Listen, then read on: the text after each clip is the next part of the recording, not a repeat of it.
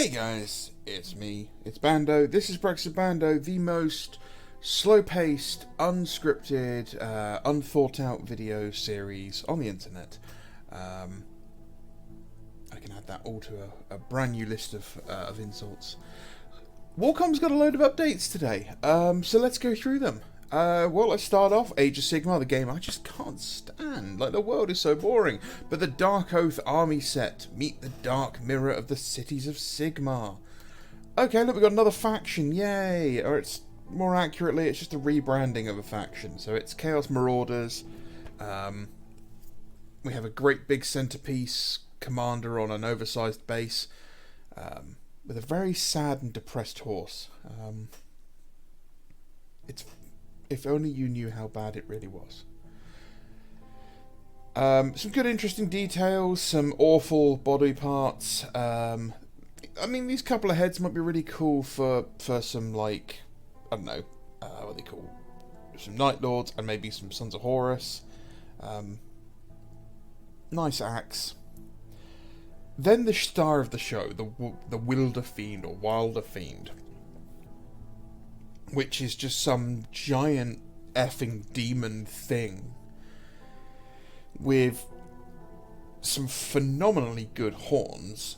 I went to school with a girl with this, with these teeth and lips, and she married a banker who's worth an absolute fortune now. Brilliant model, absolutely phenomenal looking model. Two heads as well. Loads of bits like this. If all of this is separate, this is a veritable treasure trove of bits for people like me who like Night Lords. For Ruinstorm collectors, this is great. This will make a brilliant Demon Prince as well. That's a great looking model. New Marauders. Gotta have the ladies up front and centre for the Chaos factions, because nothing says surviving in the frozen wastes and awful conflict of Iron Age fantasy settings like having 60% of your army being made up of women. Nice dynamic models, very evil Conan in their look.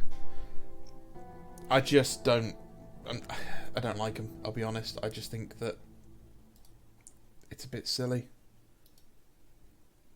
I'm not trying to be sexist or anything, but there is a reason that historically we didn't see this.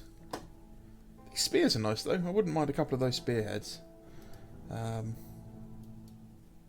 That pose is a bit dumb as well. Like that's not a good pose at all.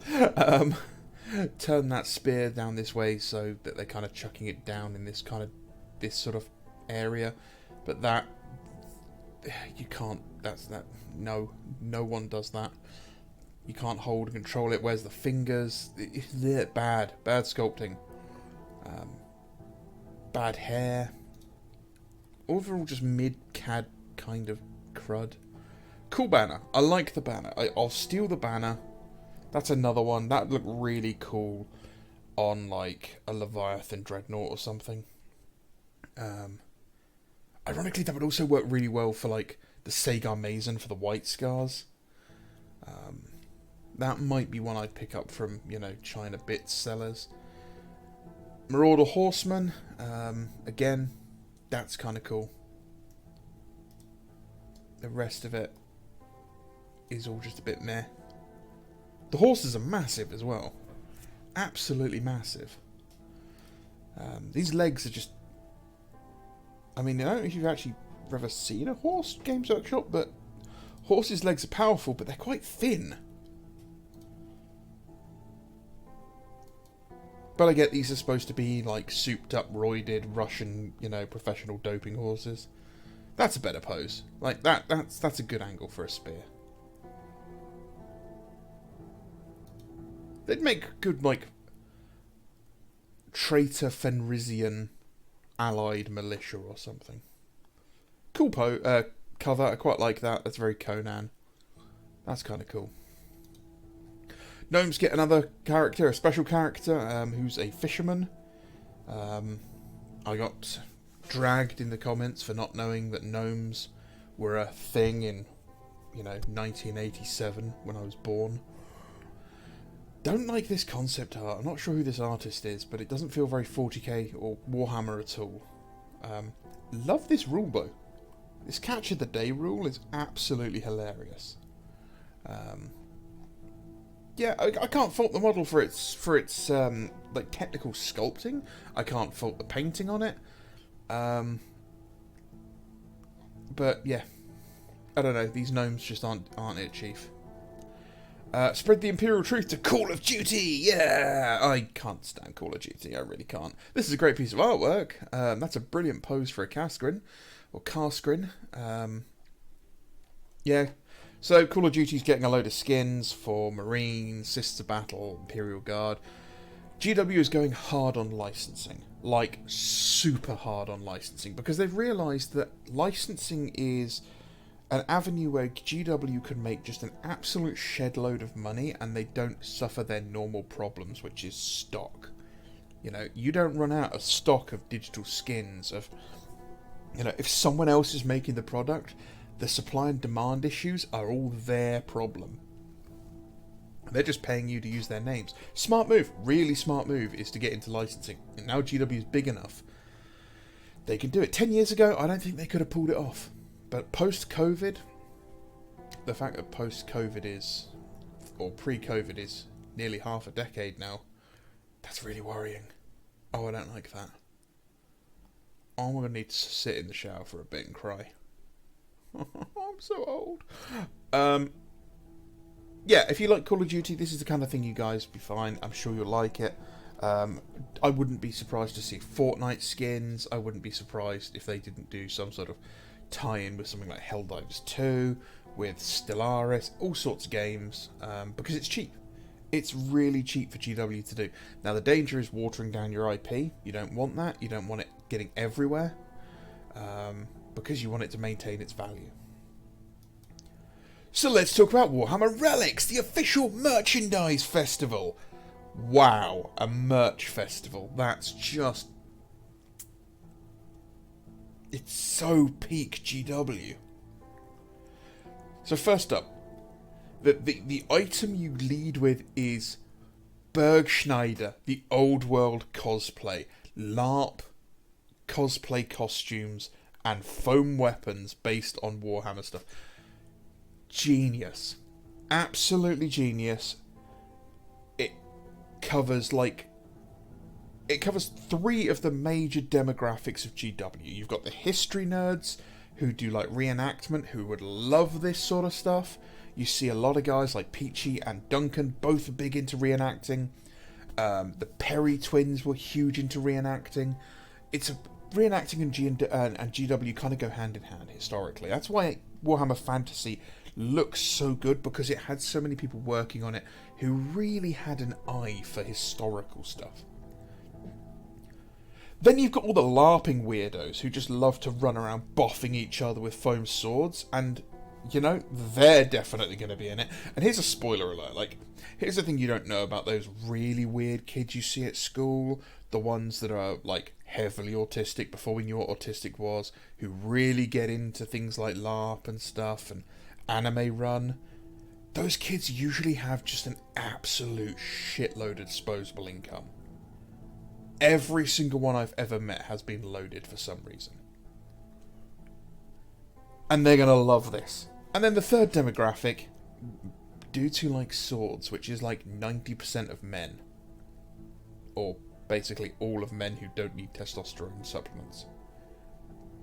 Foam swords. A foam hammer based on Sigmar's hammer, whatever it's called, greenskin fucker. Yeah, absolutely. One of those I can wallop my housemate with at full force and not kill him. Yes, please.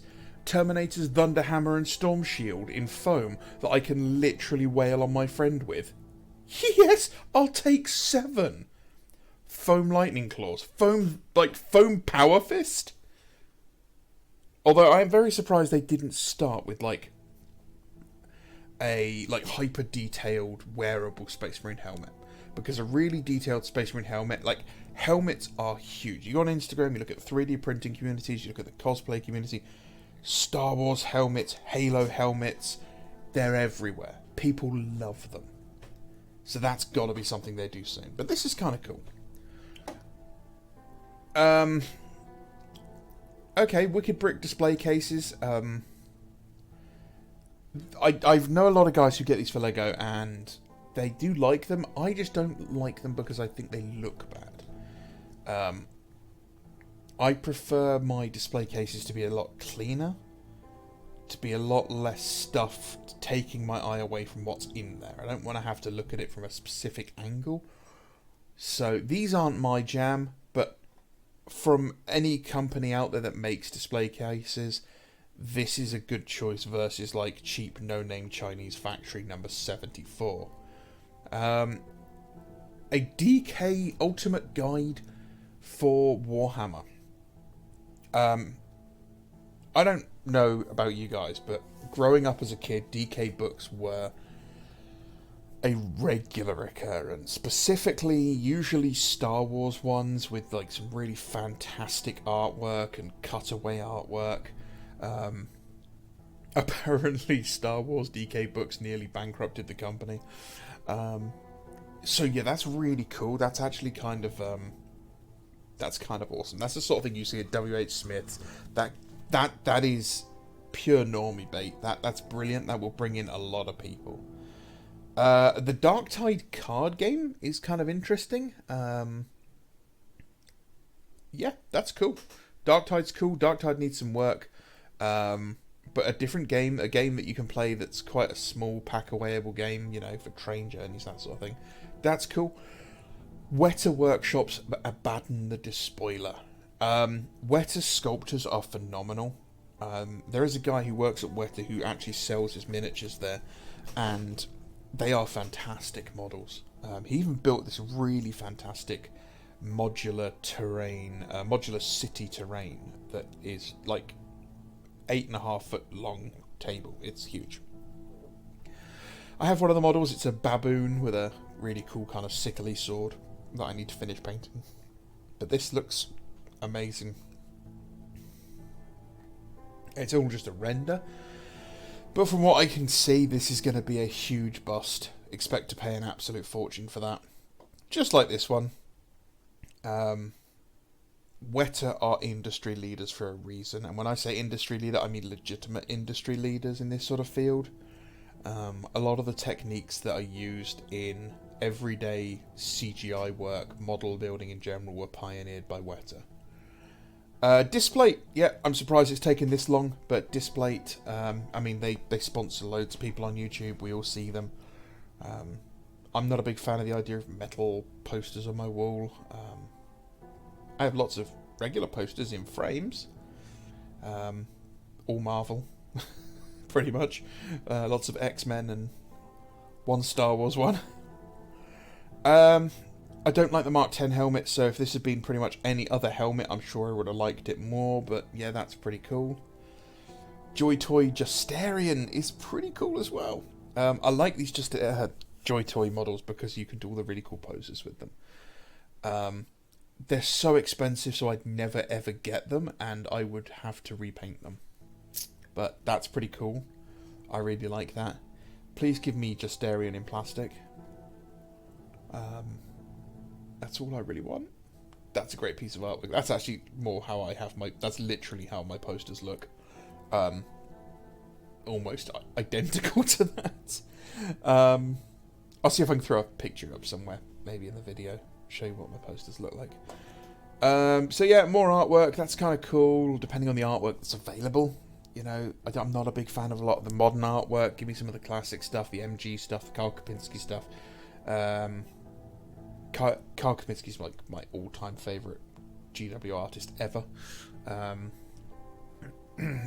This just looks awful. It looks cheap. I know McFarlane toys aren't cheap, and I know McFarlane toys are good quality, like action figure toys, but these look really bad. Like, I don't.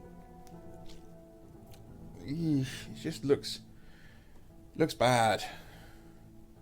And we've got the 500th issue of White Dwarf coming up, which is pretty cool. I remember, I think it was issue 200. That was quite a big deal. 500's massive. So yeah, lots of really cool stuff happening for GW. Another festival thing. Let's see if it's still here in 5 years' time. And then we have the Sunday preview from yesterday, with a Shadow of Crone, Saviours of Cinderfell. I really like these models. I might pick this up. All of these models are great. I'm not a big fan of Stormcast, but like all of this can serve double duty as like D&D models or upcoming Inquisition models. That's quite a nice model. That's a really nice model. That's a cool model. Yeah, I think like this guy could be really cool for something like a rogue trader's henchman. Replace that with a what are they called, Skitari armored helmet.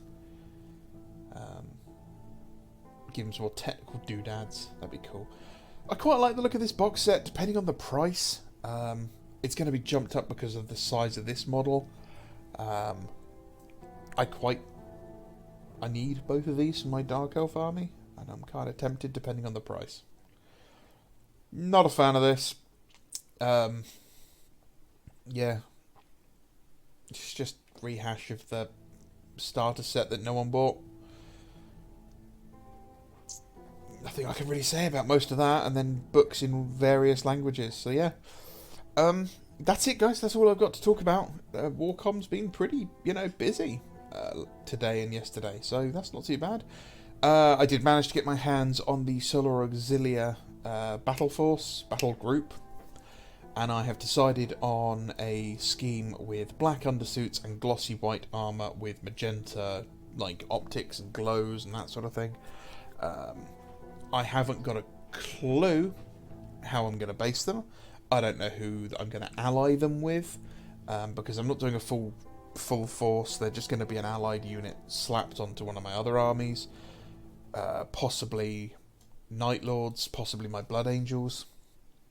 I'm thinking more the Blood Angels. I'm thinking Loyalists. I don't know who else they could go with, really. Doesn't really matter. I don't know how I'm going to paint the tanks, because white for tanks doesn't strike me as that great a scheme. Really looking forward to building the Sentinel. So yeah. Can't wait for the Chinese to get their hands on these that are already out of stock. Half of this stuff is already out of stock. That's insane. I know a lot of guys have been trying to get some of these older Tomb King models. The Necrotech was definitely a popular one. I love these scorpions. I want more scorpions. His face is so bad.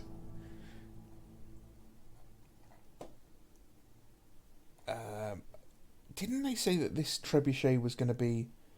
Yeah, it's Forge World. Forge World Resin has been remastered for easier construction. Just not being in metal will make it easier to build.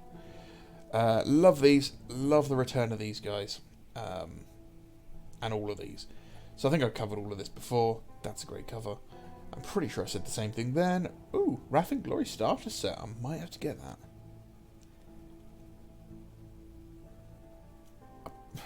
I miss this era. I've still got that book somewhere. Okay, guys, I'm just retreading ground now. Oh, look, Assault Marines. Yay. Here's hoping Thursday's going to have something really good for Heresy Thursday. Let me know what you guys think, what you're working on. Give me some hints and tips on what I should do for my Solar Auxilia. And, yeah. Thank you very much, guys. As always, please feel free to correct me when I'm wrong in the comments. Tell me how stupid I am. Tell me how mid a painter I am. I always love getting comments like those. Like, subscribe, share the video. Even if you just click share, you don't have to send it to anyone. I'll preempt Curtis and say thank you very much for your donation, just to tempt fate. And yeah, thank you very much, guys. Come join us on Discord. Say hello. Alright, my name is Bando. This is Brexit Bando. Don't forget you can shop over at Element Games. If you are still looking for those Solar Auxilia, they do still have them in stock. They're a little bit more expensive, unfortunately, in some places, but you do get the reward points, and you can use the code in the description. Alright, guys, have a great one. Bye-bye.